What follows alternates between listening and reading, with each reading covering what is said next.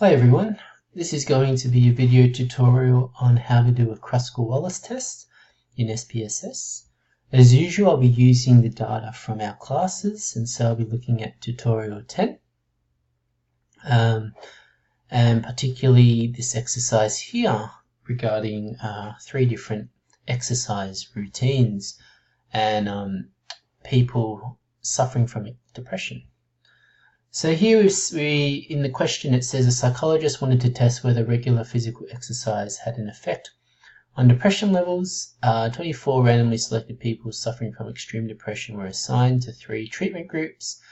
In Group A, subjects performed no physical exercise. Subjects in Group B did vigorous exercise for 30 minutes per day, and subjects in Group C did vigorous exercise for 60 minutes a day.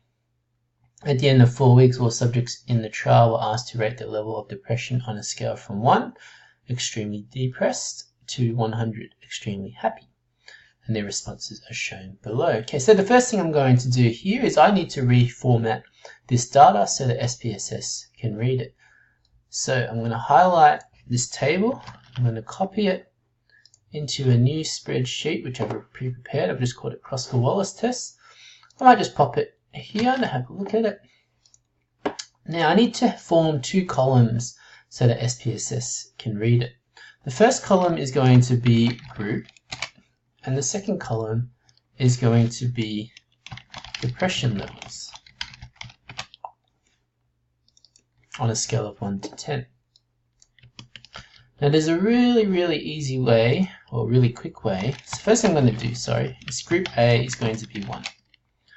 Group B is going to be 2, and Group C is going to be 3.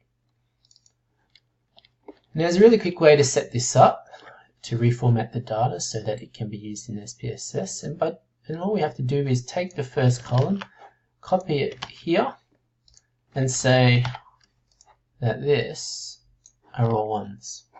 Then I'll take the second column, without the Group B, put it underneath, and then say that these are all 2s, which represent Group B.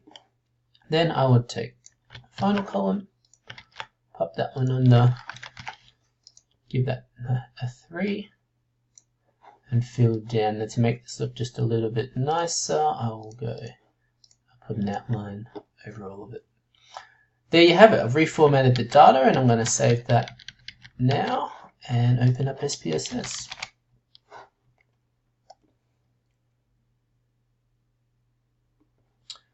Alright, I'm going to select tutorial 10,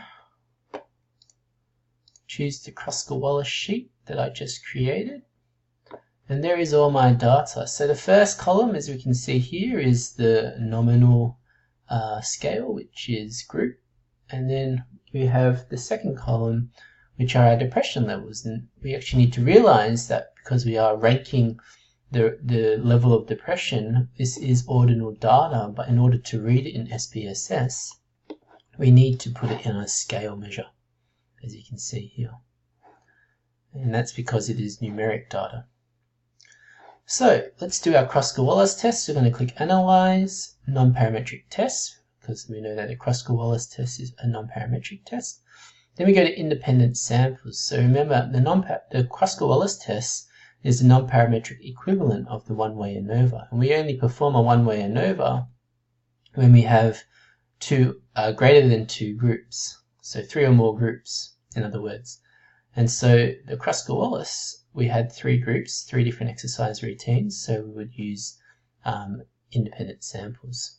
And again, we're comparing the medians as opposed to the means.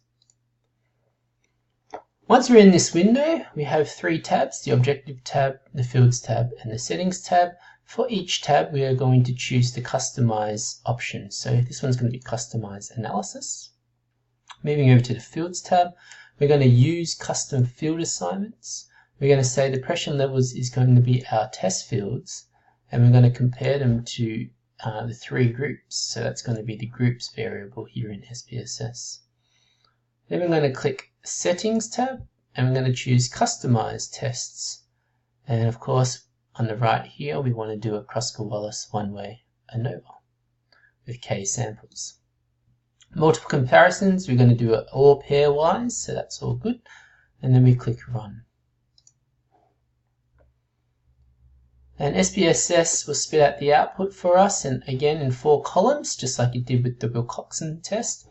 We've got the null hypothesis, so the distribution of depression levels is the same across categories of group, so across all 3 exercise regimes.